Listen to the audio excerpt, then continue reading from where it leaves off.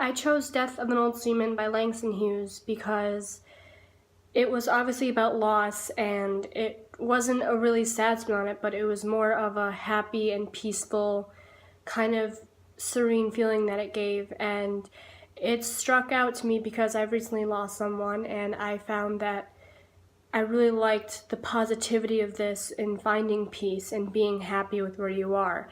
And I think that the author does very well at portraying this by using the techniques that he does, by creating a smooth flow in the lines with alliteration and letting them rhyme, and having two completely distinct stanzas on clearly different things that he is discussing. So I'm going to read that for you, and then I'll talk more about it. Death of an Old Seaman by Langston Hughes. We buried him high on the windy hill, but his soul went out to sea.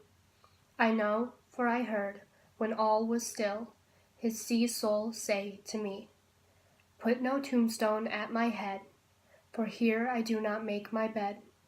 Strew no flowers on my grave, I've gone back to the wind and wave.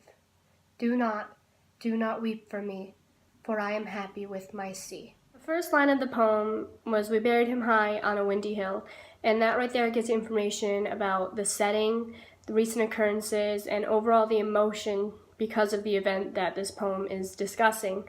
And that leads to the first stanza, which introduces ultimately the second stanza, which is about this person hearing a voice of the deceased one, love, or Seaman actually. And it just definitely splits it up, and it honestly creates like two separate ideas, where the first one was kind of like sad, you're sitting on a hill, but then the next one is about the voice speaking to him, and it's very smooth and it's not sad. It actually creates a more serene and peaceful feeling. And how the author does that is by making the stanzas rhyme, like hill and still and sea and me, which that one happens twice.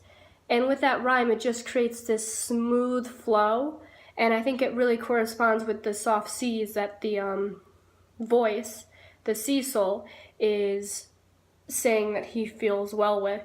And with the rhymes, there's also alliteration, but with the alliteration, it's with very soft consonants.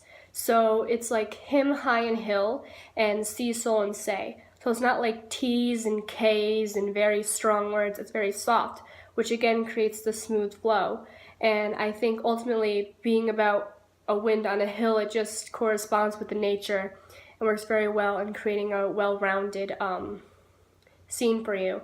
And lastly, the author ultimately uses personification of the sea soul, because the sea soul is given human emotions, and honestly, we don't quite exactly know what a soul is. It's still kind of an object to most people, just a word. And by giving it feelings and happiness and being able to move and go where it pleases, it really ultimately offers the narrator peace in the situation. And I know I keep saying that, but overall it was very peaceful.